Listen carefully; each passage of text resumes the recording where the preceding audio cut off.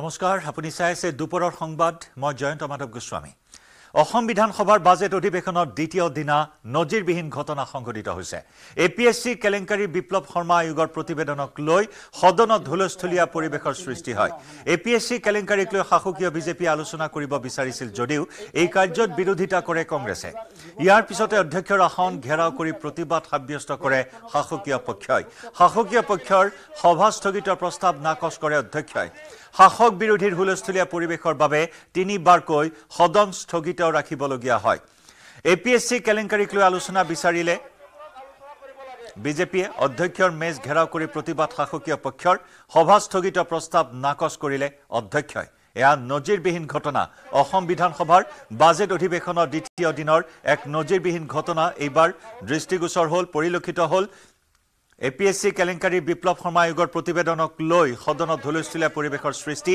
APS-C কেলেংকাৰীক লৈ শাসকীয় বিজেপিয়ে আলোচনা কৰিব বিচাৰিছিল যদিও এই কাৰ্যত বিৰোধিতা কৰে কংগ্ৰেছে আৰু ইয়াৰ পিছতে অধ্যক্ষৰ আসন ঘেৰাও কৰি প্ৰতিবাদ সাব্যস্ত শাসকীয় পক্ষৰ আৰু দুখীয়া মানুহৰ আলোচনা কৰিব লাগে আজি শাসকীয় দলে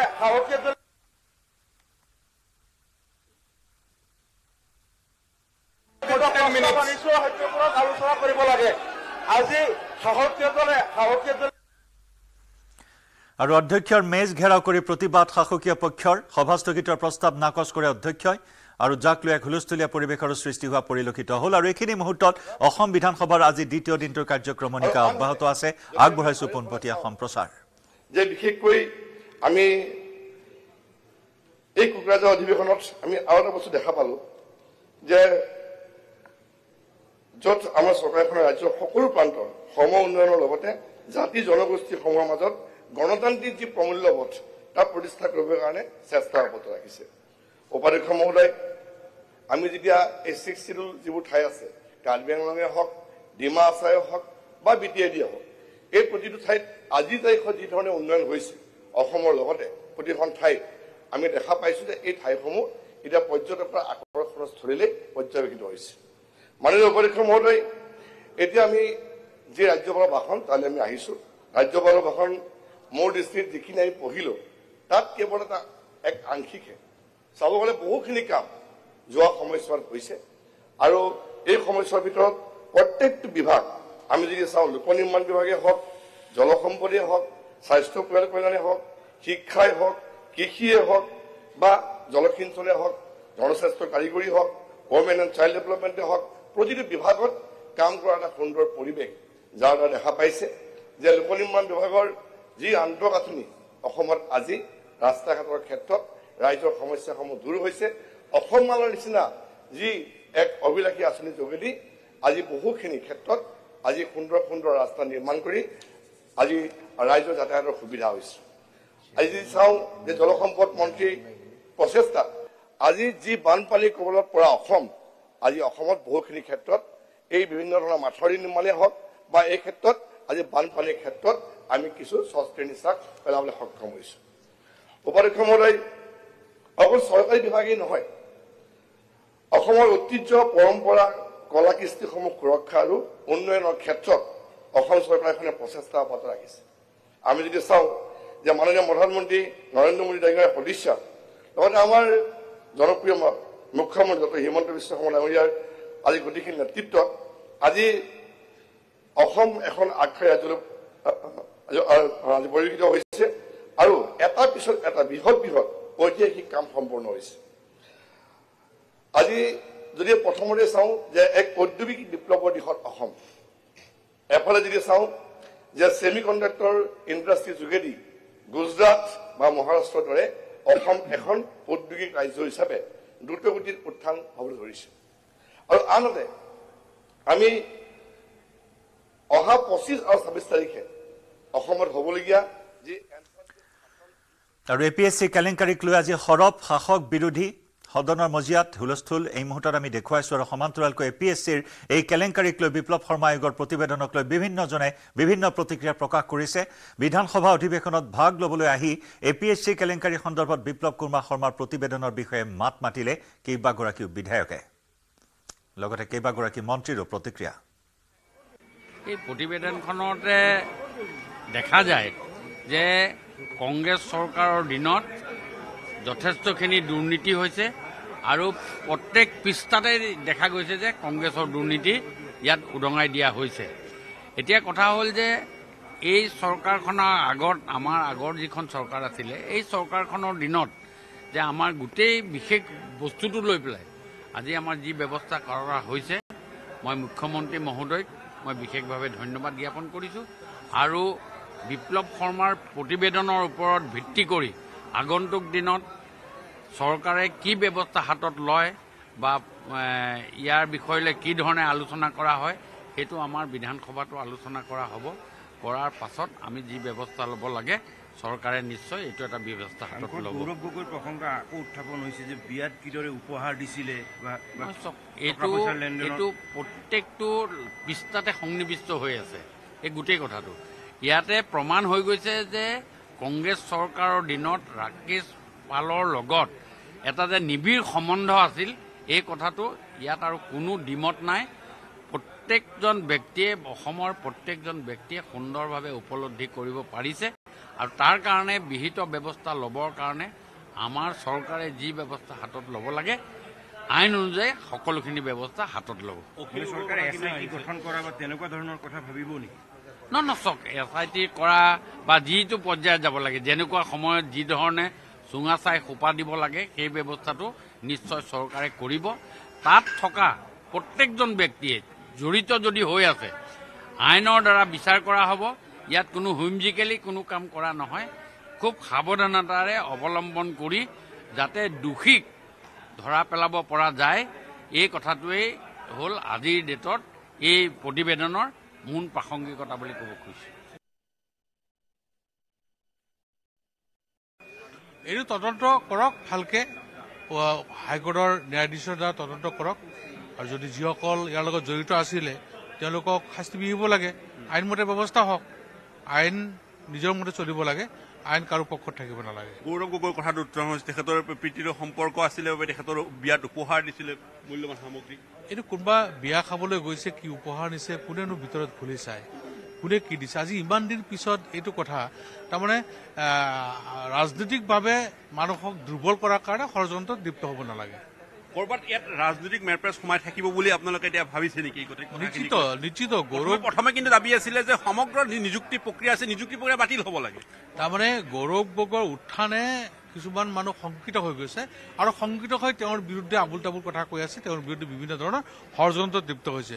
কিন্তু সময়ত এইবিলাক চব ফুটুকাৰ ফেন হ'ব, দুধ কা দুধ পানী কা পানী ওলাই যাব। এনেকুৱা ধৰণৰ কথা কিছুমান আহিছিলে যে বহু আচলতে মন্ত্ৰী বিধায়কৰ নামো সেই সময়ত ৰাকেশ পালৰ যেতিয়া ঘৰত অভিযান চলিছিলে সেইসমূহৰ নামো প্ৰকাশ পোৱা বুলি আহিছিলে, কিন্তু সেই সময়ত পৰৱৰ্তী সময়ছোৱাত কিন্তু বহুতে উল্লেখ কৰিছে প্ৰতিবেদনত সেই কথাখিনি নাই বুলি। সেইটো পূৰ্বত যিখিনি কথা ওলাইছিলে, যিখিনি আলোচনা কৰি সেইখিনি তদন্ত কৰক। এতিয়া কোনোবা ভিতৰত ৰাখি কিবা প্ৰতিবেদন কৰিব সেইটোতো হ'ব নোৱাৰে, কিন্তু পূৰ্বত যিখিনি কথা আগতে যিখিনি মিডিয়াত ওলাইছে আপোনাৰ চৰ্চাত আহিছে সেইখিনিত যাব লাগে, সেইখিনিকে তদন্ত কৰিব লাগে। সতীৰ্থ সাংবাদিক হীৰকজ্যোতি মালাকাৰৰ সৈতে আমি সংযুক্ত হৈছোঁ। হীৰক, আজি বাজেট অধিৱেশনৰ দ্বিতীয় দিনটোৰ কাৰ্যক্ৰমণিকা, য'ত নেকি বিপ্লৱ শৰ্মা আয়োগৰ প্ৰতিবেদনক লৈ আজি পুনৰ এক হুলস্থুলীয়া পৰিৱেশৰ সৃষ্টি হোৱা পৰিলক্ষিত হ'ল সদনত। তাকো শাসক পক্ষৰ বিধায়কে অধ্যক্ষৰ ওচৰত গৈ দাবী কৰিলে সভা স্থগিতৰ, আৰু যাৰ বাবে 3বাৰকৈ সদন স্থগিত ৰাখিবলগীয়া হ'ল বিৰোধীৰ হুলস্থুলীয়া পৰিৱেশত। বৰ্তমান কাৰ্যক্ৰমণিকা কেনেদৰে চলি আছে আৰু কি কি তথ্য আছে? অশোক জয়ন্ত, যিহেতু জাষ্টিছ বিপ্লৱ শৰ্মাৰ যিখন প্ৰতিবেদন APSCৰ সেই প্ৰতিবেদনত আজি হুলস্থুলীয়া এক পৰিৱেশৰ সৃষ্টি হোৱা দেখিবলৈ পোৱা গৈছে বিধানসভাৰ বাজেট অধিৱেশনৰ দ্বিতীয়টো দিনত। আৰু দ্বিতীয়টো দিনত বিশেষকৈ শাসকীয় পক্ষই এই যি APSC যি কেলেংকাৰী সেই কেলেংকাৰী তেওঁলোকে আলোচনা বিচাৰিছে আৰু তাৰ বাবে যিটো অধ্যক্ষৰ যিহেতু মেজ ঘেৰাও কৰিছিল আৰু প্ৰতিবাদ কৰি শাসকীয় পক্ষই সভা স্থগিত প্ৰস্তাৱ দিছিল, কিন্তু সেই সভা স্থগিত প্ৰস্তাৱ তেওঁলোকে নাকচ কৰে। কিন্তু পিছত যিহেতু বিৰোধীয়ে যিটো প্ৰস্তাৱ দিয়ে তাৰ বিৰুদ্ধে 10 মিনিটৰ বাবে সভা স্থগিত কৰিবলগীয়া হয়। কেৱল APSC কেলেংকাৰী নহয়, APSC কেলেংকাৰীৰ উপৰিও উপৰাংশু যি কয়লাখনিত যি শ্ৰমিকৰ মৃত্যু হৈছিল সেই শ্ৰমিকৰ ঘটনাক লৈও উত্তাল হৈ উত্তাল খোৱা দেখিবলৈ পোৱা যায়। আৰু সমান্তৰালকৈ যিহেতু বিদেশী ন্যায়াধিকৰণৰ কিছুসংখ্যক লোকক যিহেতু ARDF-এ দাবী কৰিছে যে কিছুসংখ্যক লোক দোষী নহয়, কিন্তু দোষী নোহোৱাৰ পিছতো তেওঁলোকক ডিটেনশ্যন কেম্পত ৰখা হৈছে। তেওঁলোকক মুক্তিৰ দাবীত তেওঁলোকে যিহেতু 10 মিনিট ধৰি সভা স্থগিত কৰিবলগীয়া হয়। তেওঁলোকে সদনৰ বাহিৰত তেওঁলোকে অহা দেখিবলৈ পোৱা গৈছে। বিশেষকৈ APSC যি জাষ্টিছ বিপ্লৱ শৰ্মাৰ কমিটি তেওঁলোকে শাসকীয় পক্ষই কৈছে যে ইয়াৰ বিশদভাৱে আলোচনা কৰিব লাগে। প্ৰয়োজন হ'লে যিহেতু এই যি বিধানসভাৰ বাজেট অধিৱেশনৰ দিন যিহেতু এদিন বৃদ্ধি কৰিব লাগে আৰু পুংখানুপুংখভাৱে আলোচনা কৰিব লাগে। কাৰণ APSC যিটো কেলেংকাৰী হৈছে সেই কেলেংকাৰীত যিহেতু ইতিমধ্যে কেইবাজনো লোকৰ নাম সাঙুৰ খাইছে। গৌৰৱ গগৈ যিহেতু অভিযোগ উত্থাপন হৈছে ৰাকেশ পালে উপহাৰ দিয়া বুলি আৰু বিভিন্নজনৰ লোকৰ নাম হৈছে নাম ইতিমধ্যে যিহেতু তাত উল্লেখ কৰা হৈছে। আৰু সেইবোৰ আচলতে তেওঁলোকে পুংখানুপুংখভাৱে আলোচনা বিচাৰিছে আৰু সদনৰ ভিতৰত সেই সম্পৰ্কত বিস্তৃতভাৱে বিশ্লেষণ বিচাৰিছে। এই APSC যিটো বিষয় আছে সেই বিষয়টোক লৈ ইতিমধ্যে সদন উত্তাল হৈ আছে। আৰু যিহেতু শাসকীয় পক্ষই বিৰোধীকো প্ৰশ্ন হৈছে, বিৰোধী কিছুসংখ্যক নেতাই যিহেতু শাসকীয় পক্ষৰ যিহেতু প্ৰশ্ন সেই প্ৰশ্ন কিন্তু বাক বিতৰ্ক সৃষ্টি হোৱা এই মুহূৰ্তত দেখিবলৈ পোৱা গৈছে। আৰু বিভিন্ন লোকে যিহেতু বা বিভিন্ন যিসকল ইয়াত বিজেপি শাসকীয় দলৰ নেতা আছে তেওঁলোকে কৈছে যে ৰাকেশ পালৰ এনে এজন ব্যক্তি আছিলে, ৰাকেশ পালৰ দিনত যি ঘটনা সংঘটিত হৈ আহিছিলে সেই ঘটনাৰ আচলতে তদন্ত কৰিব লাগে। আৰু যিহেতু ARDF-ৰ এটা কথা স্পষ্টকৈ কৈছে যে বিভিন্ন সময়ত তেওঁলোকে কৈছে যে আমি মাত মাতি আছোঁ। আৰু সেই যি APSC যিটো কেলেংকাৰী জাষ্টিছ বিপ্লৱ শৰ্মাৰ যি প্ৰতিবেদন যিসকলৰ নাম উল্লেখ কৰা হৈছে তেওঁলোকে SIT গঠন কৰিব লাগে বুলি কৈছে। মুঠৰ ওপৰত যদি চাব যায় APSC যিখন আচলতে জাষ্টিছ বিপ্লৱ শৰ্মাৰ যি প্ৰতিবেদন সেই প্ৰতিবেদনক লৈ যিহেতু 3বাৰকৈ সদন স্থগিত কৰিবলগীয়া হৈছে। প্ৰথমবাৰ 10 মিনিট হৈছিলে, তাৰপিছত 20 মিনিট আৰু তাৰপিছতো 20 মিনিট ধৰি যিহেতু সদন স্থগিত কৰিবলগীয়া আছে। কিন্তু ইতিমধ্যে যিহেতু সদনৰ কাম কাজ চলি আছে, বিশেষকৈ APSC কেলেংকাৰী APSC যি আচলতে জাষ্টিছ বিপ্লৱ শৰ্মাৰ যি প্ৰতিবেদন সেই প্ৰতিবেদনক লৈ আজি দেখিবলৈ পোৱা গৈছে যে বিধানসভা বাজেট অধিৱেশনৰ দ্বিতীয়টো দিনত উত্তাল পৰিৱেশ সৃষ্টি হোৱা দেখিবলৈ পোৱা গৈছে। লগতে উমৰাংচু কয়লাখনিত যি মৃতকৰ সংখ্যা তাত যিহেতু মৃতকৰ সংখ্যা চৰকাৰে তাত যিহেতু মৃতকৰ সংখ্যা তথ্য লুকোৱা বুলি অভিযোগ উত্থাপন হৈছে, তাক লৈও সদন ইতিমধ্যে উত্তাল হৈ আছে। জয়ন্ত, ধন্যবাদ হীৰক।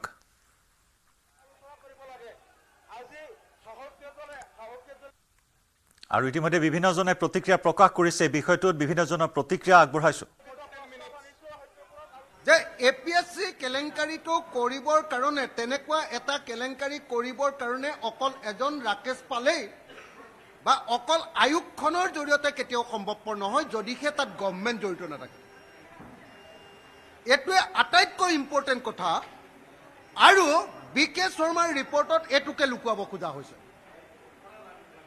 BK শৰ্মাৰ ৰিপৰ্টত, বিপ্লৱ কুমাৰ শৰ্মাৰ ৰিপৰ্টত 14জন মানুহক দোষী সাব্যস্ত কৰা হৈছে, চেয়াৰমেনৰ পৰা PSO লৈকে। কিন্তু তাত কোনো দোষী সাব্যস্ত কৰি দিয়া এখন তালিকা আছে, আপোনালোকে চাই ল'ব। সেই তালিকাখনত 14জন মানুহক দোষী সাব্যস্ত কৰা হৈছে, য'ত চেয়াৰমেনৰ পৰা এক্সামিনেশ্যন কণ্ট্ৰলাৰৰ পৰা PSO জনলৈকে এই 14জন মানুহক দোষী সাব্যস্ত কৰা হৈছে। কিন্তু গোটেই কেলেংকাৰীটোৰ পৃষ্ঠপোষকতা কৰা প্ৰকৃত যিসকল ৰাজনীতিক তেওঁলোকক সেই কেলেংকাৰীটোৰ পৰা নাইকিয়া কৰি দিয়া হৈছে। আৰু যাতে সেইটো লুকুৱাব পাৰে তাৰ কাৰণে BK শৰ্মা প্ৰতিবেদনখনত অকণমান মানে হাঁহি ধেমালিৰ খুৰাক দি দিয়া হৈছে যে কমল মেধিয়ে 3 লাখ টকা ল'লে বুলি, যে আপোনাৰ দুলাল বৰাই 2 লাখ টকা ল'লে বুলি। লৈছে নলৈছে নিশ্চয় হ'ব পাৰে, ল'বও পাৰে। কিন্তু এইটো 2 লাখ টকীয়া বা 3 লাখ টকীয়া কেলেংকাৰী নহয়। বা বিজেপিৰ MLA জনে 60 লাখ টকা ল'লে বুলি দেখুৱাইছে। কি নাম এজন? গুৰুপ্ৰসাদ দাস, গুৰুজ্যোতি দাস, তেওঁ 60 লাখ টকা ল'লে বুলি দেখুৱাইছে। এইটো 60 লাখ টকাৰ বা দুলাল বৰাই 2 লাখ টকা লোৱা বা কমল কুমাৰ মেধিয়ে 3 লাখ টকা লোৱাৰ কেলেংকাৰী এইটো নহয়। এইটো হ'ল গোটেই ভাৰতবৰ্ষৰ ভিতৰত এখন ৰাজ্যৰ এডমিনিষ্ট্ৰেটিভ চিষ্টেমৰ কাৰণে তৈয়াৰ কৰা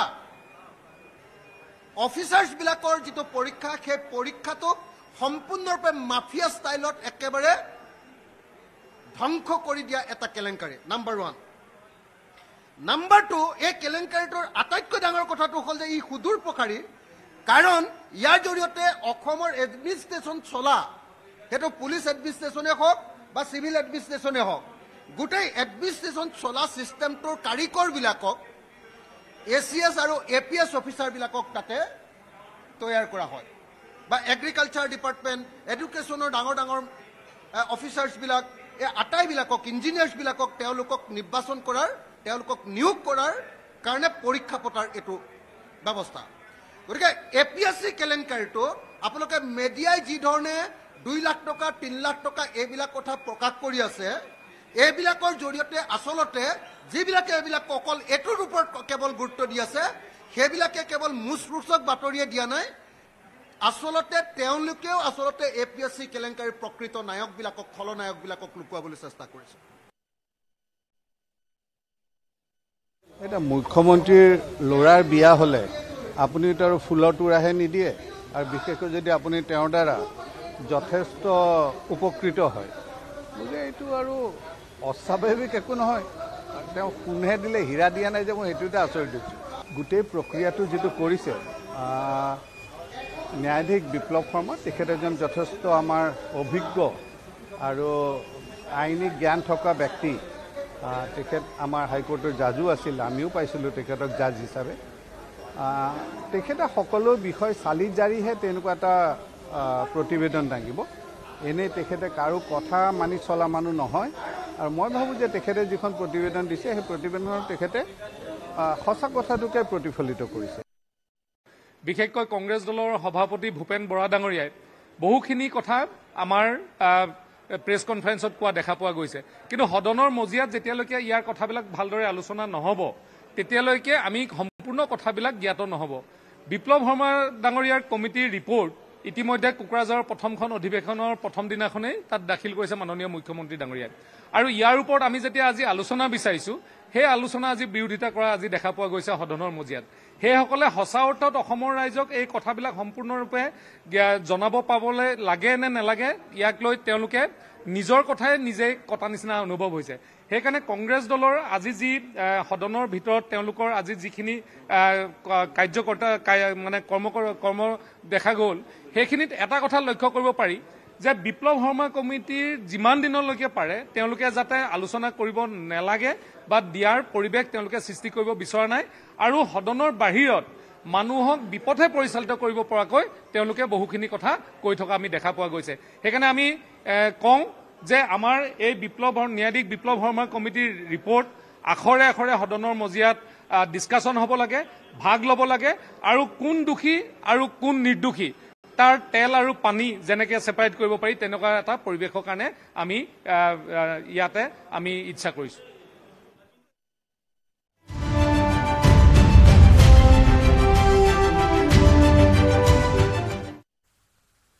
বাৰ্লিনেল ইণ্টাৰনেশ্যনেল ফিল্ম ফেষ্টিভেলত ৰীমা দাসৰ ভিলেজ ৰকষ্টাৰ্ছ 2 বুছান বিজয়ী ছবিখন চাই দৰ্শকৰ ভূয়সী প্ৰশংসা উল্লেখযোগ্য যে প্ৰখ্যাত ফিল্ম ফেষ্টিভেলৰ জেনেৰেশ্যন প্লাছ শাখালৈ নিৰ্বাচিত একমাত্ৰ ভাৰতীয় ছবি ইফালে প্ৰিমিয়াৰৰ পূৰ্বে বিশ্ব বিপণন স্বত্ব লাভ কৰিছে বেংককস্থিত বিক্ৰী কোম্পানী ডাইভাৰছনে 2017 চনত টৰন্টো ইণ্টাৰনেশ্যনেল ফিল্ম ফেষ্টিভেলত ভিলেজ ৰকষ্টাৰ ছবিখনে ভাৰত তথা আন্তঃৰাষ্ট্ৰীয় পৰ্যায়ত ব্যাপক চৰ্চা লাভ কৰিছিল 2018 চনত শ্ৰেষ্ঠ ছবিৰ ৰাষ্ট্ৰীয় চলচ্চিত্ৰ বঁটা লাভ কৰিছিল বুলবুল কেন সিঙৰ পাছত বাৰ্লিনেললৈ নিৰ্বাচিত ৰীমা দাসৰ এইখন দ্বিতীয়খন ছবি পূৰ্বে 29 সংখ্যক বুছান ইণ্টাৰনেশ্যনেল ফিল্ম ফেষ্টিভেলত ৱৰ্ল্ড প্ৰিমিয়াৰ হোৱা ভিলেজ ৰকষ্টাৰ 2 শ্ৰেষ্ঠ ছবি হিচাপে সন্মানীয় কিম জিছেওক লাভ কৰিছিল ইফালে ভিলেজ ৰকষ্টাৰ্ছ 2ত অভিনয় কৰিছে ভনিতা দাস বাসন্তী দাস জুনুমণি বড়ো বলৰাম দাস আদি স্থানীয় শিল্পীয়ে উল্লেখযোগ্য যে ৰীমা দাসে দুবাৰকৈ ৰাষ্ট্ৰীয় বঁটা প্ৰাপক চলচ্চিত্ৰ নিৰ্মাতা হিচাপে ইতিমধ্যে খ্যাতি লাভ কৰিছে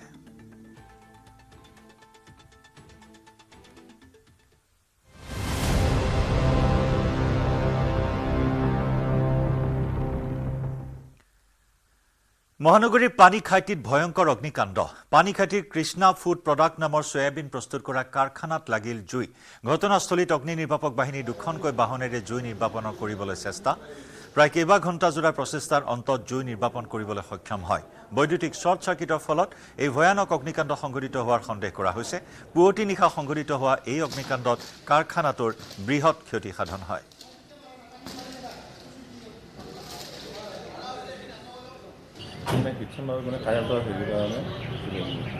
কি জ্বলিল বৰ্তমান চেম্বাৰতে জ্বলিছে ভিতৰত থকা যিখিনি বস্তু আছে সেইখিনি জ্বলিছে কিমানমান মানে বিনষ্ট হৈছে বৰ্তমান বহুতেই হৈছে অনুষ্ঠান শিৱসাগৰৰ লক্ষ্মীনাথ বেজবৰুৱা শিশু ভৱন প্ৰাথমিক বিদ্যালয়ৰ গেটৰ সন্মুখৰ পদপথত দেখিবলৈ পোৱা হৈছে অভিভাৱকৰ দীঘলীয়া শাৰী 1955 চনত স্থাপিত বিদ্যালয়খনত 21 ফেব্ৰুৱাৰীৰ পুৱা 9 বজাত প্ৰাক প্ৰাথমিক শ্ৰেণীৰ বাবে দিব নামভৰ্তিৰ প্ৰপত্ৰ বিদ্যালয়খনত প্ৰাক প্ৰাথমিক শ্ৰেণীত 100খন আসন থকাৰ বিপৰীতে ফৰ্ম দিব 130খন শিৱসাগৰ চহৰৰ মাজমজিয়াতে থকা বিদ্যালয়খনত সন্তানৰ নামভৰ্তিৰ প্ৰপত্ৰ সংগ্ৰহ কৰিবলৈ নিশাৰ পৰাই শাৰী পাতিছে অভিভাৱকসকলে নিশাও বিদ্যালয়ৰ সন্মুখত বাহৰ পাতি থাকিল অভিভাৱকসকল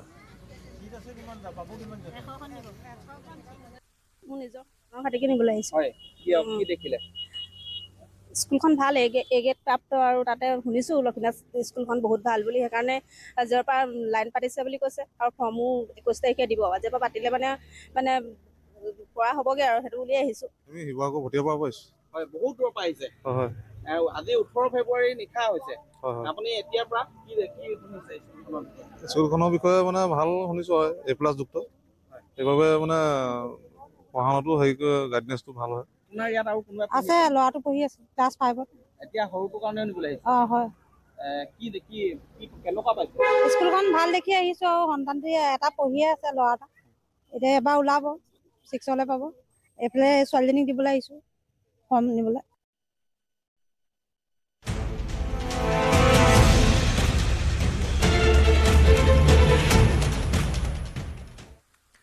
যোৰহাটত উৎপাদিত চাউলত আৰ্ছেনিকৰ উপস্থিতি গৱেষণাত পোহৰলৈ অহাৰ পিছতে ইয়াকে লৈ বিভিন্ন মহলত ব্যাপক প্ৰতিক্ৰিয়া অব্যাহত আছে চাউলত আৰ্ছেনিকৰ উপস্থিতি ধৰা পৰা বিষয়টোৱে চিন্তিত কৰি তুলিছে কৃষকসকলক এই সন্দৰ্ভত কৃষক তথা ৰাইজক চিন্তিত নহবলৈ আহ্বান জনাইছে অসম কৃষি বিশ্ববিদ্যালয়ৰ গৱেষণা সঞ্চালকে সমগ্ৰ বিষয়টো সন্দৰ্ভত গৱেষণা সঞ্চালক ডক্টৰ সঞ্জয় চেতিয়াই কয় যে তিতাবৰৰ ভূগৰ্ভস্থ পানীত বিপদজনক মাত্ৰাত আৰ্ছেনিক আছে কিন্তু কেইটামান অঞ্চলৰ পৰা সংগ্ৰহ কৰা চাউলৰ নমুনাত পোৱা আৰ্ছেনিকৰ পৰিমাণ অনুমোদিত মাত্ৰাতকৈ কম অৰ্থাৎ বিপদজনক মাত্ৰাতকৈ কম পৰিমাণে ধৰা পৰা এই আৰ্ছেনিকক লৈ চিন্তাৰ কাৰণ নাই বুলি স্পষ্ট কৰি দিয়ে গৱেষণা সঞ্চালকগৰাকীয়ে আনহাতে তিতাবৰৰ ধান খেতিত ভূগৰ্ভস্থ পানী ব্যৱহাৰ কৰি জলসিঞ্চনৰ জৰিয়তে ধান খেতি কৰা নহয় বাবেও চিন্তাৰ কাৰণ নাই বুলি কয় গৱেষণা সঞ্চালকগৰাকীয়ে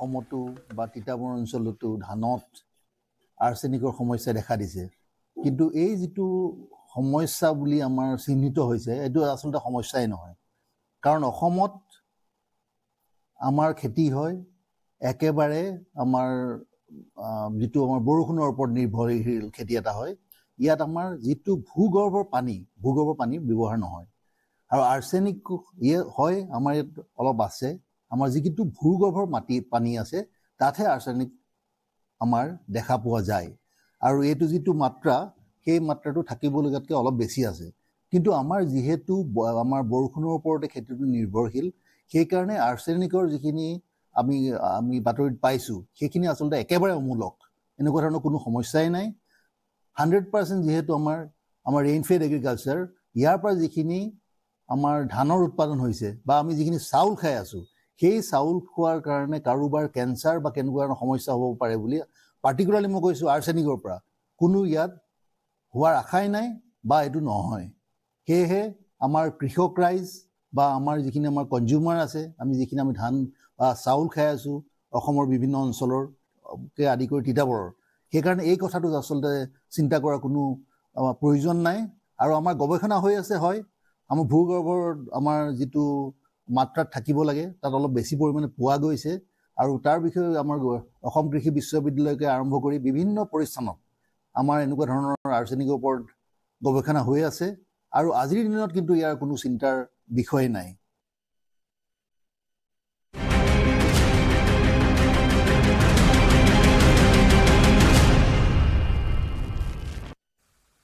দুদিনীয়া খুচিৰে ভাৰত ভ্ৰমণলৈ অহা কাটাৰৰ Amir Sheikh Tamim bin Hamad Al Thani মঙলবাৰে ৰাষ্ট্ৰপতি দ্ৰৌপদী মুৰ্মুৰ লগতে প্ৰধানমন্ত্ৰী মোদীৰ সৈতে বৈঠকত মিলিত হয় বুধবাৰে নিশা কাটাৰৰ আমিৰগৰাকীৰ সন্মানাৰ্থে ৰাষ্ট্ৰপতি মুৰ্মুৱে ৰাষ্ট্ৰপতি ভৱনত নৈশ ভোজৰ আয়োজন কৰে নৈশভোজত উপৰাষ্ট্ৰপতি জগদীপ ধনখৰ, প্ৰধানমন্ত্ৰী মোদী, বিদেশ মন্ত্ৰী এছ জয়শংকৰৰ লগতে ভাৰত ভ্ৰমণৰত কাটাৰৰ উচ্চ পৰ্যায়ৰ বিষয়াৰ দল এটাই ভাগ ল'ব। কাটাৰৰ আমিৰৰ ভাৰত ভ্ৰমণে দুই দেশৰ দ্বিপাক্ষিক সম্পৰ্কৰ বহু দিশত উন্নতি ঘটালে। 8 গৰাকী ভাৰতীয় নাবিক কাটাৰে মুক্তি দিয়া সন্দৰ্ভত আলোচনাৰ লগতে দুই দেশৰ নেতা দুগৰাকীয়ে ভিন্ন ক্ষেত্ৰত দুই দেশৰ অংশীদাৰিত্ব বৃদ্ধিৰ কেইবাখনো চুক্তিত স্বাক্ষৰ কৰে। প্ৰধানমন্ত্ৰী আমিৰৰ যুটীয়া সংবাদমেলত প্ৰকাশ কৰা অনুসৰি কাটাৰে ভাৰতত 10 কোটি মাৰ্কিন ডলাৰ বিনিয়োগ কৰিব বুলি ঘোষণা কৰিছে। স্বাস্থ্য সেৱা, খাদ্য সুৰক্ষা, প্ৰযুক্তি আৰু লজিষ্টিকত কাটাৰে ভাৰতত বিনিয়োগ কৰিব। 2030 চনৰ ভিতৰত দুই দেশে বাণিজ্য দুগুণলৈ বৃদ্ধি কৰাৰ কথাও এই যুটীয়া সংবাদমেলত ঘোষণা কৰে দুই ৰাষ্ট্ৰ নেতাই।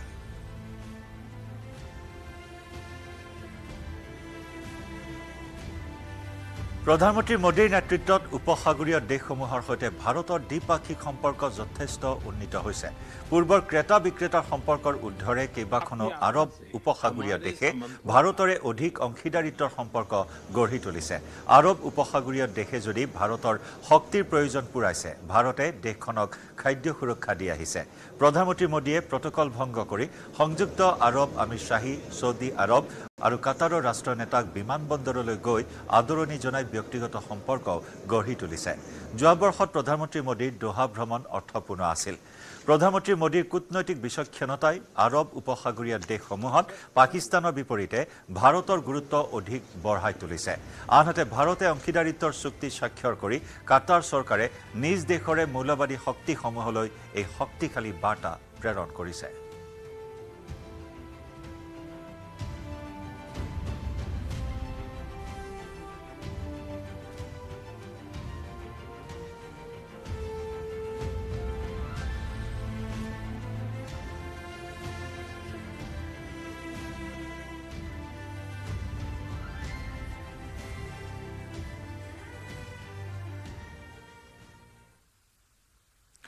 দক্ষিণ হালমাৰা জিলাৰ আন্তঃৰাষ্ট্ৰীয় সীমান্তত 3 কোটি টকাৰ নিচাজাতীয় টেবলেট আৰু হেৰইন জব্দ।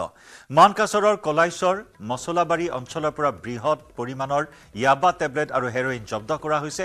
আৰক্ষীৰ অভিযানৰ খবৰ পাই নিচাজাতীয় সামগ্ৰীখিনি পেলাই থৈ পলায়ন কৰে সৰবৰাহকাৰীয়ে। দক্ষিণ হালমাৰা আৰক্ষী আৰু BSFে চলাইছিল যুটীয়া অভিযান।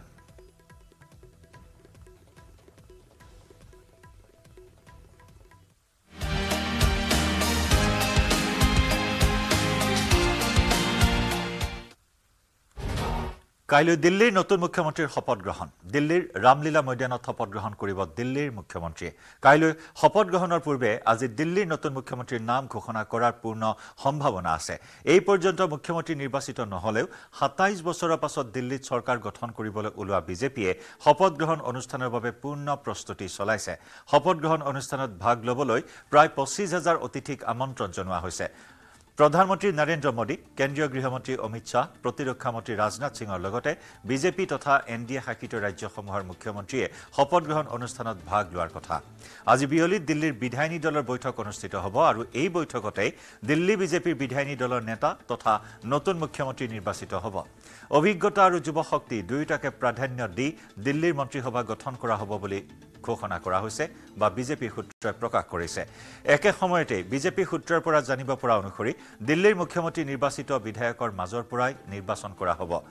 কোনো সাংসদ বা বিজেপিৰ আন কোনো জ্যেষ্ঠ নেতাক আনি মুখ্যমন্ত্ৰী পতা নহয়। সেই অনুসৰি পৰৱেশ সিং বৰ্মা, বিজেন্দ্ৰ সিং গুপ্তা, ৰেখা গুপ্তা, আশিষ সুদ, সতীশ উপাধ্যায় আৰু শিখা ৰয়ৰ নাম চৰ্চাত আছে। ৰামলীলা ময়দানত শপত গ্ৰহণ অনুষ্ঠানৰ আয়োজন। আজি দিল্লীৰ মুখ্যমন্ত্ৰীৰ নাম ঘোষণাৰ সম্ভাৱনা। 27 বছৰৰ পিছত ৰাজধানী দিল্লীত বিজেপিৰ চৰকাৰ। শপত গ্ৰহণ অনুষ্ঠানৰ বাবে প্ৰস্তুতি চলাইছে বিজেপিয়ে, পূৰ্ণ প্ৰস্তুতি চলাই আছে বিজেপিয়ে। আজি বিয়লি অনুষ্ঠিত হ'ব দিল্লীত বিজেপিৰ বিধায়িনী দলৰ বৈঠক। শপত গ্ৰহণ অনুষ্ঠানত উপস্থিত থাকিব মোদী, অমিত শ্বাহ, ৰাজনাথ সিঙৰ লগতে আন জ্যেষ্ঠ মন্ত্ৰীসকল। প্ৰায় 25,000 অতিথিক আমন্ত্ৰণ জনোৱা হৈছে। বিজেপি তথা NDA শাসিত ৰাজ্যৰ মুখ্যমন্ত্ৰীকো আমন্ত্ৰণ জনোৱা হৈছে। মুখ্যমন্ত্ৰী পদত অভিজ্ঞতা আৰু যুৱশক্তিক প্ৰাধান্য দিয়াৰ সম্ভাৱনা। আনহাতে নিৰ্বাচিত বিধায়কৰ মাজৰ পৰাই হ'ব মুখ্যমন্ত্ৰীৰ নাম। মুখ্যমন্ত্ৰীৰ চৰ্চাত নাই সাংসদ অথবা জ্যেষ্ঠ নেতাৰ নাম। ইপিনে দিল্লীৰ নিৰ্বাচনৰ ফলাফল ঘোষণাৰ 11 দিন পাৰ হৈ যোৱাৰ পাছতো মুখ্যমন্ত্ৰীৰ নাম ঘোষণা নকৰাক লৈ দিল্লীৰ কেয়াৰটেকাৰ মুখ্যমন্ত্ৰী আতিশীয়ে বিজেপিক সমালোচনা কৰিছে। আতিশীয়ে কয় যে প্ৰধানমন্ত্ৰী মোদীয়ে বিজেপিৰ নিৰ্বাচিত 48 জন বিধায়কৰ এজনকো বিশ্বাস নকৰে, সেয়ে এতিয়া মুখ্যমন্ত্ৰীৰ নাম ঘোষণা কৰা নাই। একেদৰে আপৰ দিল্লীৰ আহ্বায়ক গোপাল ৰায়ে বিজেপিক সমালোচনা কৰি ক'লে, দিল্লীত পুনৰ ইতিহাসৰ পুনৰাবৃত্তি হ'ব। অনাগত 5 বছৰত আমি 3 জনকৈ মুখ্যমন্ত্ৰী সলনি হোৱা দেখিবলৈ পাম।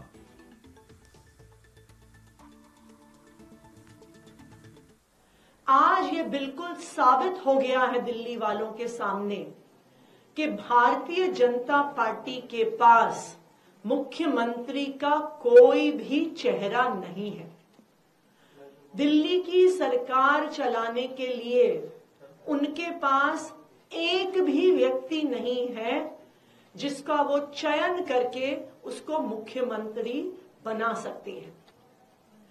आज ये बिल्कुल साफ हो गया है कि प्रधानमंत्री नरेंद्र मोदी जी को अपने 48 विधायकों में किसी पर भी भरोसा नहीं है।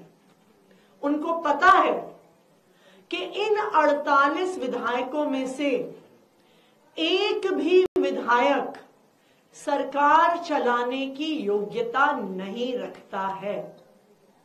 उनको पता है कि इन 48 विधायकों का एक ही काम है, लूट खसौट करना, दिल्ली की जनता को लूटना, दिल्ली के पैसे की बंदर बांट करना।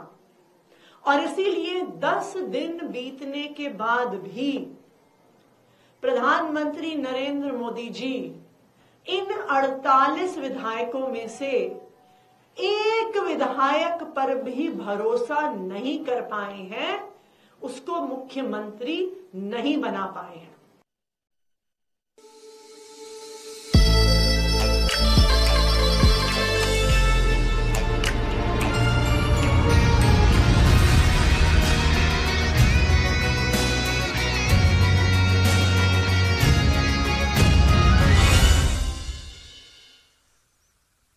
পঁচিছ আৰু 26 ফেব্ৰুৱাৰীত গুৱাহাটীৰ খানাপাৰা পশু চিকিৎসা মহাবিদ্যালয় খেলপথাৰত অনুষ্ঠিত হ'ব এডভান্টেজ আছাম 2.0।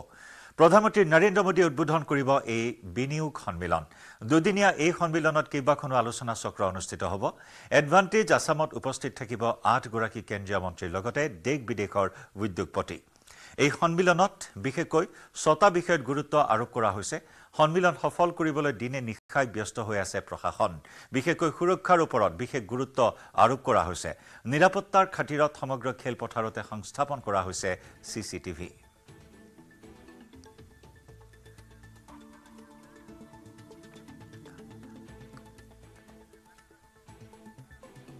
আৰু মন্ত্ৰী বিমল বৰাই এক সংবাদমেল সম্বোধন কৰিছে এডভান্টেজ আছামৰ এই বিষয়টোক লৈ। আগবঢ়াইছো সংবাদমেলৰ পোনপটীয়া সম্প্ৰচাৰ।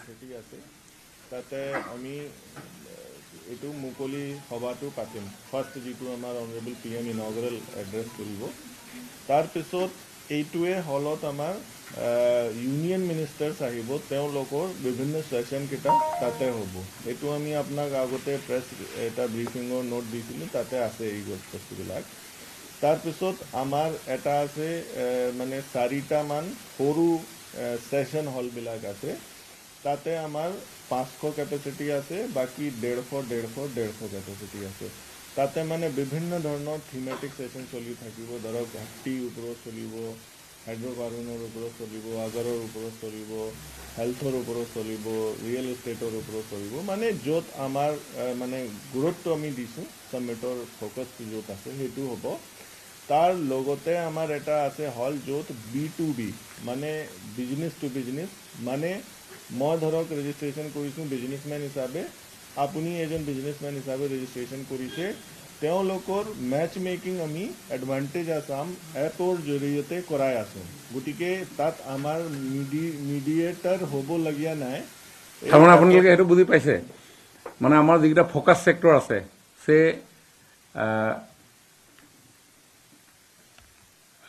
tourism, say semiconductor and electronics, say aerospace and defense, fragrance and flavor. আমাৰ পোৰ্টেলত বিভিন্ন ধৰণৰ তেনেকুৱা উইণ্ডো আছে। সেই উইণ্ড'ত সেই ছেশ্যনটোত অংশগ্ৰহণ কৰিব বিচৰা কোনোবা উদ্যোগীয়ে তাত ৰেজিষ্টাৰ কৰিব পাৰে। ধৰি লওক কোনোবা এজন বাহিৰৰ উদ্যোগী সেই ছেশ্যনটোত থাকিব, আমাৰ স্থানীয় কোনোবা এজন উদ্যোগীয়ে ভাবিব পাৰে যে সেইজনৰ লগত মই সম্পৰ্ক স্থাপন কৰিব লাগে। তেতিয়া তেওঁ তাত গৈ পিনি ৰেজিষ্টাৰ কৰি দিয়াৰ লগে লগে সেই পাৰ্টিকুলাৰ সেইজন মানুহে গম পাই যাব যে এখেতে মোৰ লগত কথা পাতিব বিচাৰিছে, আৰু সেইদিনাখন যিটো ছেশ্যন হ'ব সেই ছেশ্যনটোত তেওঁলোকে ফিজিকেলি লগ পোৱাৰ তাতে ব্যৱস্থা থাকিব। আৰু ইতিমধ্যে তেনেকুৱা ধৰণৰ বহুত সংযোগ স্থাপন হৈছে, আমি গম পাইছোঁ।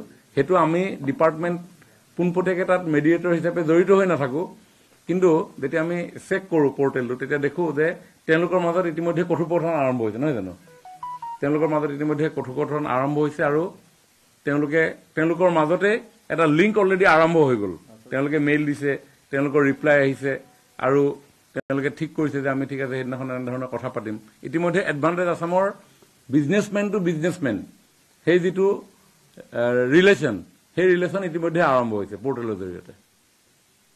মানে এতিয়ালৈকে 450 মান মিটিং বিজনেছৰ টু বিজনেছ মিটিংবিলাক অলৰেডি ৰিকুৱেষ্ট মানুহে মানে সেইজনক দি থৈছে। সেইকেইটা মিটিংটো তাতে আমাৰ B2B এটা হল আমি বনাইছোঁ, তাতে more than 50 ৰাউণ্ড টেবল থাকিব। তাতে মানুহ গৈ মাজতে কথা পাতিব, চুক্তি কৰিব, মানে বিজনেছ টু বিজনেছ এই কামবিলাক হ'ব। লগতে আমাৰ বিজনেছ টু গভৰ্ণমেণ্ট মিটিংবিলাক হ'ব। তাতে মানে এই হলতো আমাৰ বিভিন্ন ডিপাৰ্টমেণ্ট উপস্থিত থাকিব।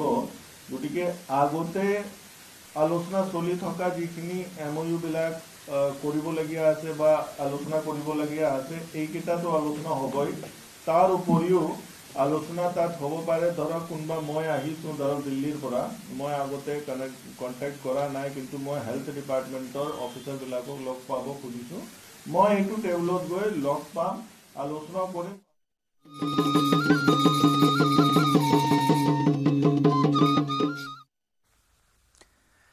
ৰাজ্যৰ ভিন্ন প্ৰান্তত আলি আই লৃগাঙৰ উৎসাহ। মিচিং জনগোষ্ঠীৰ কৃষিভিত্তিক উৎসৱ আলি আই লৃগাঙক লৈ উখল মাখল পৰিৱেশৰ সৃষ্টি হৈছে।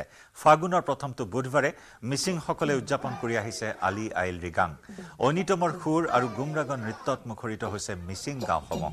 ফাগুন মাহৰ প্ৰথমটো বুধবাৰে শইচ সিঁচাৰ আৰম্ভণিৰ দিনটো মাংগলিক ৰীতিৰ মাজেৰে পূজা অৰ্চনা কৰাৰ লগতে উলাহত মতলীয়া হয় মিচিং সমাজৰ সকলো লোক। পুৱাৰ ভাগতে গুটি সিঁচা পৰ্ব সামৰাৰ পিছতে মুৰংঘৰত সকলোৱে পুৰাং আপিন, চাইমদ, গাহৰি মাংস, খৰিকাত দিয়া মাছৰ জুতি লোৱাৰ লগতে অতিথি আপ্যায়ন কৰে।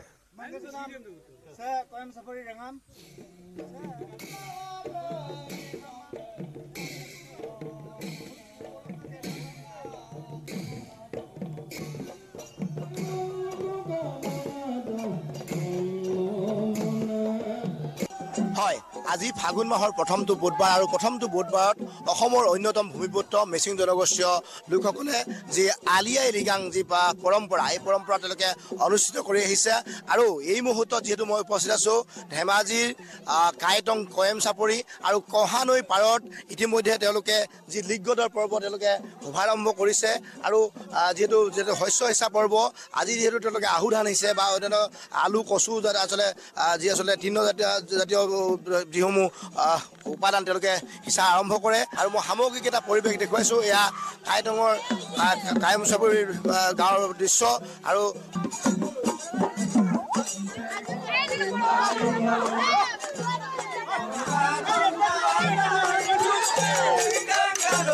Doniga donse ko bin kayu moy ngokama nam no we bon kan kanoi ngokama nam se ko bin kayu moy ege sum ko tegela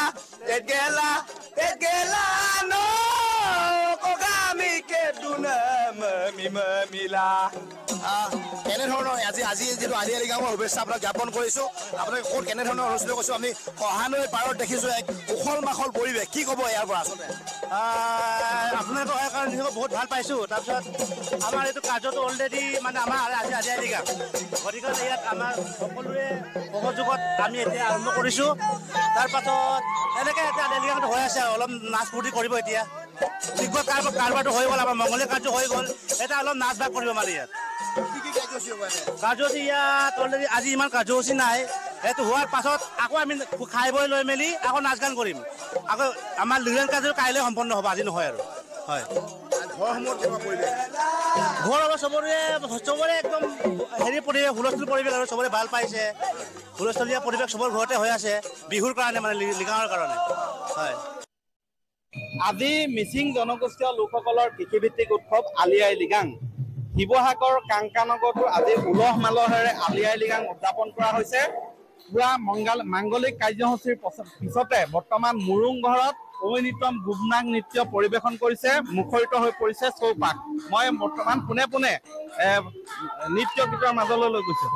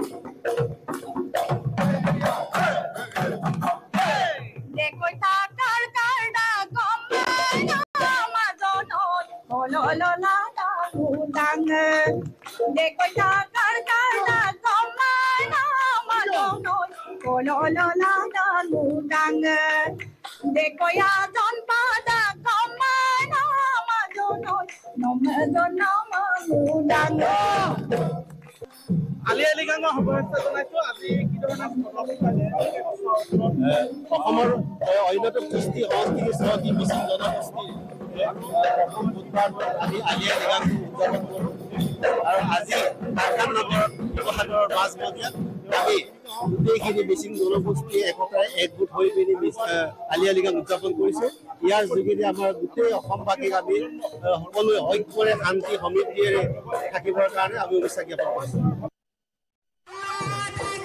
যিহেতু আজি মিচিংসকলৰ আলি আই লিগাং ৰঙা ৰঙা শিমলুৱে আকাশ চানি ধৰাৰ লগে লগে মিচিং কনেংহঁতে আজিৰ দিনটোতে অৰ্থাৎ ফাগুন মাহৰ প্ৰথমটো বুধবাৰত পালন কৰে আলি আই লিগাং মই বৰ্তমান লখিমপুৰ জিলাৰ বঙালমৰা আদৰ্শ মিচিং গাঁৱত উপস্থিত আছোঁ আৰু এয়া লিগত চলি আছে লিগাঙৰ প্ৰাৰম্ভিক কাৰ্যসূচী এয়া আৰু যদিও বা এতিয়া তাহানিৰ আহু খেতি নাই তথাপিতো ইয়াত চিম্বলিক এটা তেওঁলোকে যিটো ইয়াত পালন কৰে লিগততে মাটি চহাই ইতিমধ্যে ধান সিঁচি থকা দৃশ্য মই দেখুৱাইছোঁ আৰু ইয়াৰ পিছতে মই দেখুৱাম যে লিগাঙক আলি আই লিগাঙক উপলক্ষত কি কি ৰীতি নীতি পালন কৰা হয় সকলোখিনি দেখুৱাবলৈ যত্ন কৰিম আৰু ইতিমধ্যে মিচিং যিসকল ডেকা গাভৰু আছে তেওঁলোকৰ ইয়াত ঐনিতম সুৰে ৰজন জনাই আছে ইয়াৰ পিছতে হয়তো বুমৰাং নাচিব তেওঁলোকে হয় আজিৰ দিনটোত ক'বলৈ গ'লে মিচিং গাঁওসমূহত এক উখল মাখল পৰিৱেশ আলি আই লিগাঙক লৈ মই এই দৃশ্য দেখুৱাই আছোঁ লখিমপুৰ জিলাৰ আদৰ্শ বঙালমৰা আদৰ্শ মিৰিগাঁৱৰ পৰা মই দেখুৱাই আছোঁ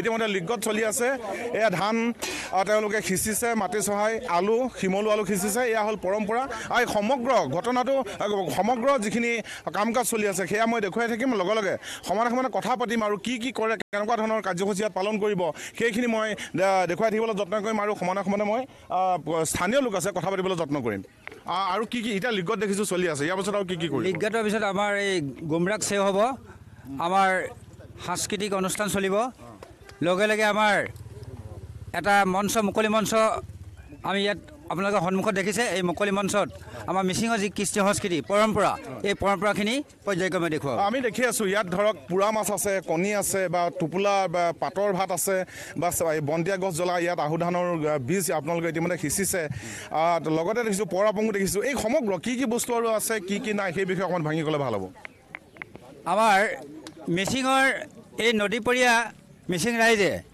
বিশেষকৈ কৃষিৰ ওপৰত নিৰ্ভৰ কৰি এই জাতিটো নিৰ্ভৰ কৰে গতিকে কৃষিজীৱী ৰাইজৰ আমাৰ যিটো সূৰ্যৰ উত্তৰায়ণৰ দিশত যি গতি কৰিছে ফাগুনৰ প্ৰথম বুধবাৰে মাটি চহাই এটা সময়ত প্ৰাচীন কালত আছিলে আহু খেতি কৰি কৃষিজীৱী মানুহ জীয়াই আছিলে এতিয়া সময়ৰ পৰিৱৰ্তন হৈছে তথাপিতো আমাৰ যিটো পৰম্পৰা এই পৰম্পৰা বিশেষকৈ যিখিনি খাদ্য সামগ্ৰী লাগে কমেও 5 বিধ পুৰাঙা পিন মানে আমাৰ এইটো ভাত তাৰপিছত আমাৰ শুকান মাছ তাৰপিছত আমাৰ কুকুৰাৰ কণী লগতে আমাৰ মিচিং সমাজে অতি প্ৰিয় জুলীয়া খাদ্য ছাই মদ বুলি কোৱা হয় পৰ আপং লগতে মিনিমাম আমাৰ 5 বিধ শস্য গুটি সিঁচি আমাৰ প্ৰথম সূৰ্য দেৱতাক সাক্ষী কৰি কৃষি ৰাইজে আৰম্ভণি কৰে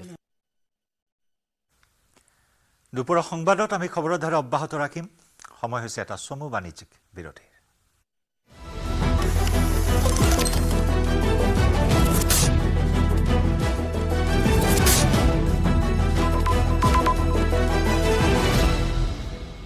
এইটো মাইথান ষ্টিল নহয় ওচৰ চুবুৰীয়াসকলে লগাইছে ষ্ট্ৰং মানে মাইথান ষ্টিল টেক্সট হেডলাইনছ আগবঢ়াইছে এভৰিডে মছালা সোনাক্ষী মছলা ক'ত থৈছা ইফাল ইফাল সকলো ফালে বিচাৰিলো মই বিচাৰি পোৱা নাই খামোছ চুপ এইবাৰ চোৱা এভৰিডে মছলা বোলা ৰান্ধো মছালেদাৰ চলে চলে প্ৰতিদিনৰ ৰান্ধাত এভৰিডে মছলা বিশুদ্ধ মছলা সুগন্ধ আৰু আচল সোৱাদ টেষ্ট এনেকুৱা প্ৰতি ৰান্ধাত আনে সোৱাদ এভৰিডে মছলা দেশৰ সোৱাদ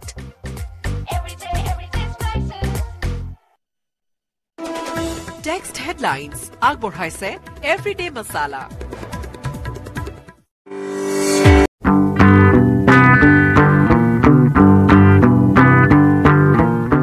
এটা আজব চুৰ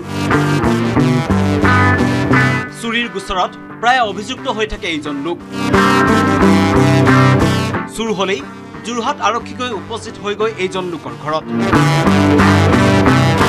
কাৰণ তেখেতৰ ৰেকৰ্ডেই তেনেকুৱা ইতিমধ্যেই চুৰিৰ গোচৰত 7 বাৰকৈ জেললৈ গৈছে লোকজন এইবাৰো একেই ঘটনা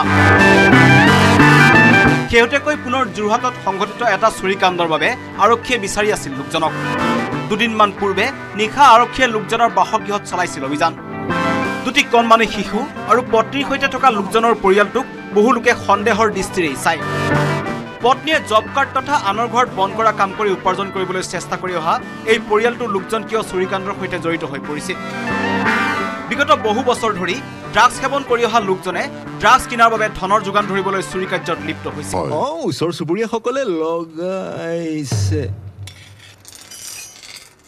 ষ্ট্ৰং মানে মাইথান ষ্টিল মথুৰ ফাইনেন্সে আগবঢ়াইছে গোল্ড লোন মেলা গোল্ড লোন লৈ আৰু কাষ্টমাৰ ৰেফাৰ কৰি পাও সোণোৱালী সুযোগ লাখ টকাৰ গিফ্ট ভাউচাৰ জিকাৰ লগতে আৰু আপুনি জিকক 24 কেৰেট হাতী সোণ গোল্ড লোন ল'বলৈ আজি মথুৰ ফাইনেন্সৰ ব্ৰাঞ্চলৈ আহক বা নহ'লে কল কৰক 1-800-313-1212 এইটো মাইথান ষ্টিল নহয় ওচৰ চুবুৰীয়াসকলে লগাইছে ষ্ট্ৰং মানে মাইথান ষ্টিল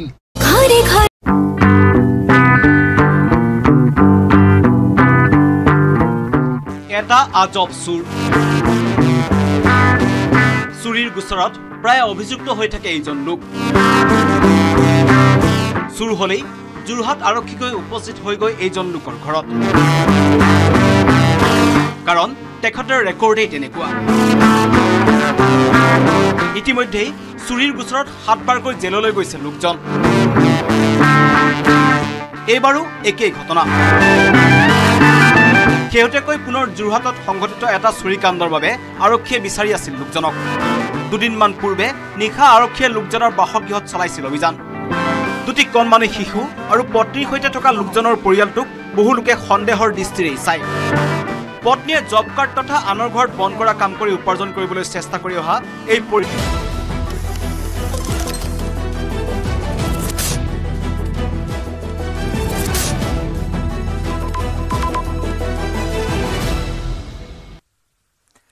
SBIৰ বিশেষ পদক্ষেপ SBI বাণিজ্যিক প্ৰতিষ্ঠানৰ সামাজিক দায়বদ্ধতা আঁচনিৰ অধীনত যুদ্ধত আহত আৰু নিহত হোৱা সৈনিক পৰিয়ালৰ আৰ্থিক সাহায্য প্ৰদান কৰা হয়। মহানগৰীৰ ভঙাগড়স্থিত সৈনিক ভৱনত 135 গৰাকী সৈনিকৰ পৰিয়ালক প্ৰদান কৰা হয় এই সাহায্য। প্ৰতিটো পৰিয়ালক একোটাকৈ প্ৰেছাৰ কুকাৰ আৰু 50,000 টকাকৈ এককালীন আৰ্থিক সাহায্য প্ৰদান কৰা হয়। SBI এক প্ৰশংসনীয় পদক্ষেপ, এক আদৰণীয় পদক্ষেপ। SBI বাণিজ্যিক প্ৰতিষ্ঠানৰ সামাজিক দায়বদ্ধতা আঁচনিৰ অধীনত যুদ্ধত আহত আৰু নিহত হোৱা সৈনিকৰ পৰিয়ালক আৰ্থিক সাহায্য প্ৰদান কৰা হয়। মহানগৰীৰ ভঙাগড়স্থিত সৈনিক ভৱনত 135 গৰাকী সৈনিকৰ পৰিয়ালক প্ৰদান কৰা হয় এই সাহায্য।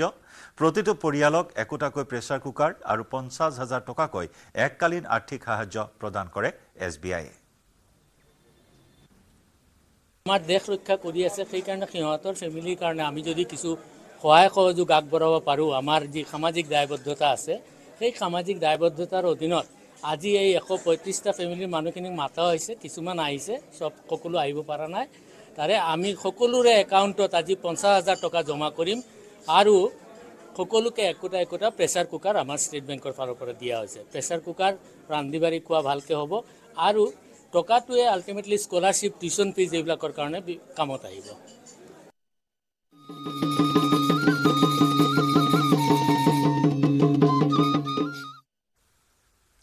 ৰাজ্যজুৰি মিচিং সম্প্ৰদায়ৰ কৃষিভিত্তিক উৎসৱ আলি আইল ৰিগাঙৰ উৎসাহ। মহানগৰীৰ সোণাইঘুলিতো আয়োজন কৰা হয় আলি আইল ৰিগাং। মহানগৰীৰ সোণাইঘুলি খেলপথাৰত ব্যাপক আয়োজন।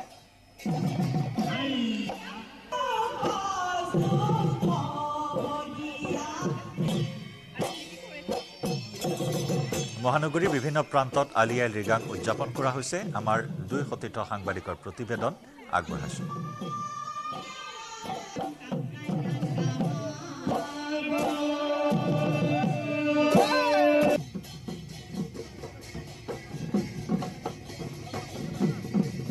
আজি আলি আই লিগাং প্ৰত্যেক বছৰে ফাগুন মাহৰ প্ৰথমটো বুধবাৰত অনুষ্ঠিত হয় আলি আই লিগাং। আৰু আমি উপস্থিত আছোঁ মহানগৰীৰ সোণাইঘুলি খেলপথাৰত। সতীৰ্থ দৃশ্য দেখুৱাইছে যে সোণাইঘুলি গুৱাহাটী মিচিং কেবাঙে আয়োজন কৰিছে, এক কেন্দ্ৰীয়ভাৱে আয়োজিত কৰিছে উদযাপন, আৰু এই মুহূৰ্তত ৰেলী আৰম্ভ কৰিছে। যিহেতু এই উৎসৱৰ জৰিয়তেৰে পথাৰৰ সেউজীয়া কৰাৰ এক পণ লোৱা হয় আৰু শস্য সিঁচাৰ বাবে এনেধৰণে তেখেতসকলে এই মুহূৰ্তত আগবাঢ়ি গৈছে এক দীঘলীয়া শাৰী বান্ধি।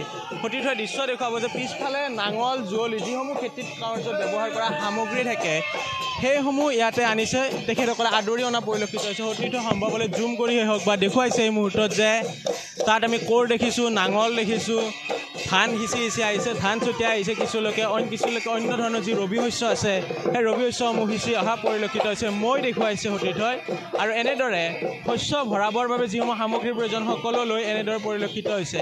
এয়া হৈছে সোণাইঘুলি খেলপথাৰৰ দৃশ্য। মিচিং কবাংসকলে আয়োজন কৰিছে কেন্দ্ৰীয়ভাৱে সোণাইঘুলি খেলপথাৰত। উল্লেখ কৰিছে যে ফাগুন মাহৰ প্ৰথমটো বুধবাৰত অনুষ্ঠিত হয় এই যি আলি আই লিগাং পৰ্ব আছে। মিচিং সম্প্ৰদায়ৰ জনজাতীয় লোকসকলৰ এইটো এটা মূল উৎসৱ। এই উৎসৱৰ উদ্দেশ্যই প্ৰধান হৈছে যে তেখেতসকলে যদি শস্য সিঁচে, এই সময়ত শস্য সিঁচিলে শস্য ভাল হোৱা বুলি উল্লেখ কৰা হয়, আৰু এই শস্য সিঁচাৰ পিছতে নিৰ্দিষ্ট সময়ত সেই খেতিৰ শস্য উৎপাদিত হোৱা শস্যসমূহ তেখেতসকলে আহৰণ কৰিব। আৰু এই মুহূৰ্তৰ পৰিৱেশ এয়া হৈছে, এইখন যিখন পথাৰ সতীৰ্থই দেখুৱাব, এই পথাৰখনতে তেখেতসকলে শস্য ৰোপণ কৰিব আৰু এই শস্য ৰোপণ কৰি বংশ বৃদ্ধিৰ বাবে কামনা কৰিব। আৰু এই ধৰণৰ দৃশ্যসমূহ এই মুহূৰ্তৰ সতীৰ্থই দেখুৱাইছে। আৰু এখেতসকলৰ যিসকল লোক আছে তেওঁলোকৰ পৰা জানিবলৈ চেষ্টা কৰিম, আপোনালোকে কেনেদৰে আয়োজন কৰিছে? আমাৰ আলি ফাগুন মাহৰ প্ৰথম বুধবাৰে আমাৰ আলি আই লিগাং পালন কৰা হয় উলহ মালহেৰে। এইটোৱে আৰু আজি কি কাৰ্যসূচী লৈছে? আজি আমাৰ পুৰাং বাটৰ টোপোলা, পুৰাং আপিন বুলি কয় আমাৰ। তাৰপাছত মাংস আৰু থাকিব, তাৰপাছত দুপৰীয়া আহাৰটো থাকিব, ভাত, চবকে ৰাইজে একেলগে খাওঁ আজি। তামুলপুৰ জিলাৰ বালাবাৰী গাঁও নিবাসী গৌতম কলিতা আৰু সবিতা ৰাজবংশী কলিতাৰ একমাত্ৰ কণমানি কন্যা শিশু কৃষ্ণা কলিতা বিগত এমাহে তেজৰ গুৰুতৰ ৰোগত আক্ৰান্ত হৈ গুৱাহাটী চিকিৎসা মহাবিদ্যালয় হাস্পতালৰ ICUত ভৰ্তি হৈ আছে। দৈনিক তেজৰ প্ৰয়োজন হোৱা দিগ বিদিক হেৰুৱাই পেলাইছে আৰ্থিকভাৱে দুৰ্বল পৰিয়ালটিয়ে। উন্নত চিকিৎসাৰ বাবে পৰিয়ালটিয়ে মুখ্যমন্ত্ৰী হিমন্ত বিশ্ব শৰ্মা, স্থানীয় বিধায়কৰ লগতে সুহৃদয়বান লোকৰ সহায় বিচাৰিছে। আপোনাৰ অকণমান সহায়ে দুৰ্ভগীয়া পৰিয়ালটোক সকাহ দিয়াৰ লগতে হাঁহি হেৰাই যোৱা 1.5 বছৰীয়া শিশুটোক এক নতুন জীৱন দিব বুলি পৰিয়ালটি আশাবাদী অসমৰ মুখ্যমন্ত্ৰী মহোদয় আৰু বিজেডিৰ বিধায়ক মহোদয় আৰু সমূহ ৰাইজৰ পৰা অলপ দান বৰঙণি পালি মই নাতিটো অলপ বেলেগত নিবালো নেকি আমি নাতিটো আজি 1 বছৰ ধৰি নেকি 1 মাহ ধৰি ভাঙৰ বাইদেউ তাতো কিন্তু একো ভাল কৰিব নোৱাৰিলো অলপ গতিকে এতিয়া নাতিটো আমি ঘৰ কৰি লৈ আহিছোঁ আৰু বাহিৰত নিয়াৰ কাৰণে আমি এতিয়া ৰাইজৰ সহায় সহযোগিতা বিচাৰিছোঁ অলপমান চবে অলপ দান বৰঙণি আগবঢ়ালে ভাল আছিলে এই মোৰ ৰাইজৰ ওচৰত অনুৰোধ ইয়াৰে সৈতে দুপৰৰ সংবাদৰ পৰা বিদায় লৈছোঁ নমস্কাৰ